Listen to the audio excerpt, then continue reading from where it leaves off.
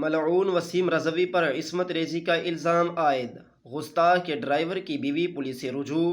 لکھنؤ 22 جون۔ اعتماد نیوز۔ قرآن پاک کی 26 آیتوں کو حذف کرنے کی گستاخانہ درخواست داخل کرتے ہوئے عدالت سے رجوع ہونے والے ملعون وسیم رضوی کے خلاف اس کے ڈرائیور کی بیوی نے مبینہ طور پر عصمت ریزی کا الزام عائد کیا ہے۔ تفصیلات کے مطابق اتر پردیش شیعہ وقف بورڈ کے سابق صدر نشین کے خلاف خاتون نے لکھنؤ کے سعادت گنج پولیس اسٹیشن میں شکایت درج کروائی۔ متاثرہ خاتون نے آج پولیس کو دیے گئے بیان میں بتایا کہ وسیم رضوی ان کے شوہر کو ڈیوٹی پر باہر بھیج دیا کرتا اور ان کے ساتھ زیادتی کرتا۔ خاتون نے مزید بتایا کہ وسیم رضوی نے ان کی نجی تصاویر اور ویڈیوز بھی حاصل کر لیں اور ان تصاویر کو پھیلانے کی دھمکی دے کر بلیک میل کرتا تھا۔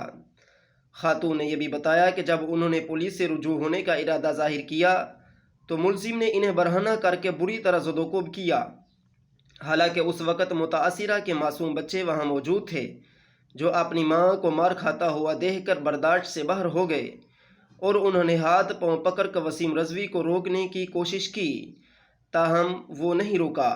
جب اس سلسلے میں ڈرائیور نے اس سے رابطہ قائم کیا تو اس نے اسے بھی زد و کوب کیا۔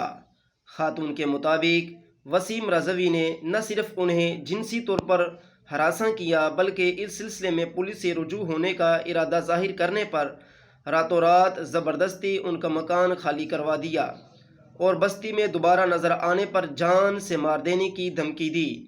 پولیس سے رجوع ہونے کی بات بتانے پر اس نے متاثرہ کو برہنہ کر کے مار پیٹ کی۔ متاثرہ نے کہا کہ وہ وسیم رضوی کو یہ ہراسانی سے تنگ آ چکی ہے اور انہوں نے پولیس سے رجوع ہونے کا فیصلہ کیا ہے۔